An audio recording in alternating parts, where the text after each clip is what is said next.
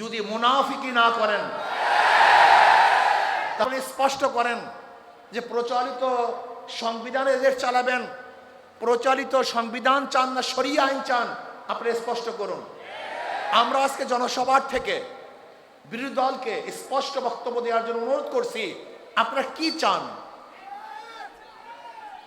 আপনাদের দলের কেউ বক্তব্য দিবে যে আমরা কোরআনী শাসন চাই, কোরআনী আইন চাই, আবার ওই দলের কেউ বক্তব্য দিবে যে আমরা গণতন্ত্র প্রতিষ্ঠা করার জন্য আন্দোলন করেছি, সংগ্রাম করেছি। কি আজীব ব্যাপার! গণতন্ত্র প্রতিষ্ঠা করার জন্য সংগ্রাম, আন্দোলন আর কোরআনী শাসন তো এক না। আপনারা কি করতে চান স্পষ্ট বলুন, সবার বক্তব্য যেন এক হয়। আপনারা এখানে লুকোচুরি করবেন, এটা হতে পারে না। সবার জন্য কার্ড দেন, শ্রমিকদের জন্য কার্ডের ব্যবস্থা করেন। ইসলামী আন্দোলন বাংলাদেশ কি চায়? শ্রমিক এবং মালিকের মধ্যে সমন্বয়ে সুন্দর পরিবেশ সৃষ্টি করতে চায়। আমরা চাই শ্রমিকরা মালিকদেরকে শ্রম দিবে, আর মালিকরা শ্রমিকদের শ্রমের ন্যায্য অধিকার প্রদান করবে। কিন্তু আমরা কি দেখেছি? শ্রমিকদের রক্ত এবং ঘামের উপরে দাঁড়িয়ে অনেকে ইমারত করেছেন, আর শ্রমিকরা নিষ্পেষিত হয়েছে। এইটা আমরা চাই না। আমি চাই সরকার যেন শ্রমিকদের পূর্ণ অধিকার বাস্তবায়ন করেন। যাই হোক, অনেক দিন পরে আমরা রাজপথে এসেছি, নির্বাচনের পরে। অনেকের একটা প্রশ্ন যে ঐক্যের জন্য আহ্বান করেছেন আপনারা, প্ল্যাটফর্ম গড়েছেন আপনারা, আবার শেষ পর্যন্ত নাইও আপনারা। একটা প্রশ্ন আছে কি নেই? ইসলামী আন্দোলনের সম্মানিত আমির ইসলামের পক্ষে একটা বাক্সের জন্য আহ্বান করেছিল। স্টিয়ারিং এ পীর সাহেব চরমনাই ছিলেন। আমাদের শ্রদ্ধাভাজন আমির সেই জোটের স্টিয়ারিং এ ছিলেন। জোট চলতেছিল মদিনার দিকে। যখনই স্টিয়ারিং ছিনতাই করে আমেরিকার দিকে চলে গেছে, ইসলামী আন্দোলন সেখান থেকে সরে গেছে। তার মানে ইসলামী আন্দোলন বাংলাদেশ জোটে ছিল ইসলামের জন্য, বের হয়েছে ইসলামের জন্য। ইসলামী আন্দোলন বাংলাদেশ জনগণের সাথে ধোঁকাবাজি করতে পারে না, প্রতারণা করতে পারে না। ইসলামী আন্দোলন বাংলাদেশ গুপ্ত রাজনীতি করে না। ইসলামী আন্দোলন বাংলাদেশ যা মুখে বলে বাস্তবে তাই করে। তাহলে আগামীতে ইসলাম ক্ষমতায় যাবে, কিন্তু কাদের জন্য, কিসের জন্য? আজকে ইসলাম ক্ষমতায় যায় নাই। হয়তোবা ভেবেছেন যে আমরা গুপ্তভাবে এড়িয়ে যাব, পালিয়ে যাব। না, বর্তমানে গুপ্ত থাকার কোনো সে নাই, সম্ভাবনা নেই। সব কিছু স্পষ্ট হয়ে যাবে। ইসলামী আন্দোলন বাংলাদেশ ইসলামের জন্য রাজনীতি করে, ক্ষমতার জন্য নয়। ইসলামী আন্দোলন বাংলাদেশ ইসলামের জন্য ক্ষমতা ত্যাগ করতে পারে, কিন্তু ক্ষমতার জন্য ইসলাম ত্যাগ করতে পারে না। ইসলামী আন্দোলন বাংলাদেশ ইসলামের জন্য ক্ষমতা ত্যাগ করতে পারে, কিন্তু ক্ষমতার জন্য ইসলাম ত্যাগ করতে পারে না।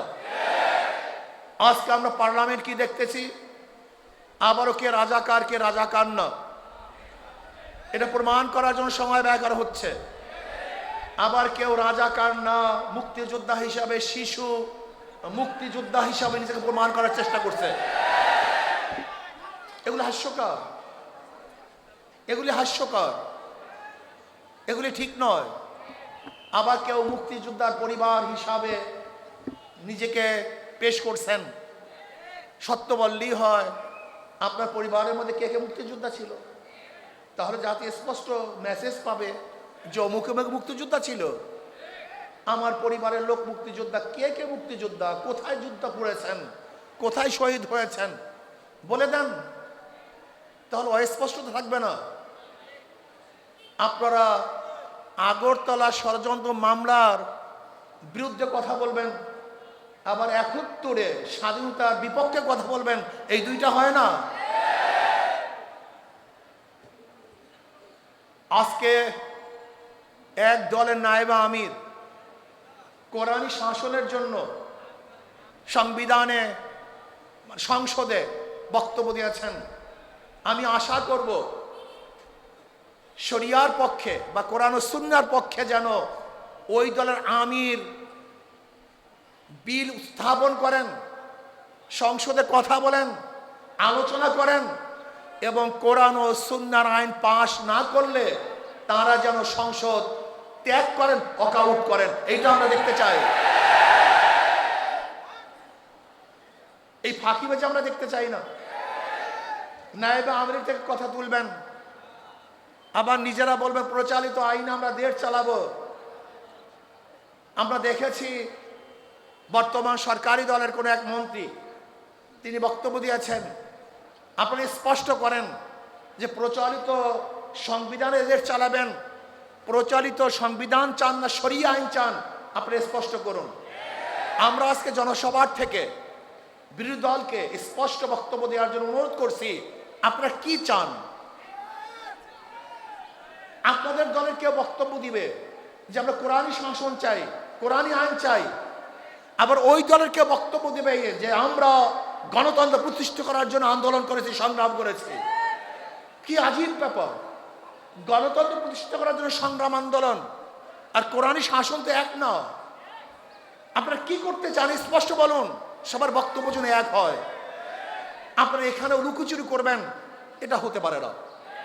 আজকে আমরা দেখেছি অনেক বক্তব্য, কেউ কেউ বলেছেন যে ছাত্রলীগের মধ্যে যে হেলমেট বাহিনী ছিল তারা কারা? এই প্রশ্ন আসছে।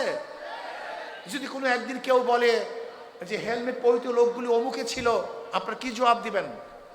সব ভালো ভালো না, বেশি ভালো ভালো না, বেশি রাজনীতি ভালো না। ইদানিং আমরা দেখেছি আপনাদের অতি রাজনীতিতে বিভিন্ন চোরা বালিতে আপনারা আটকিয়ে যাচ্ছেন, এর থেকে বের হতে পারবেন না।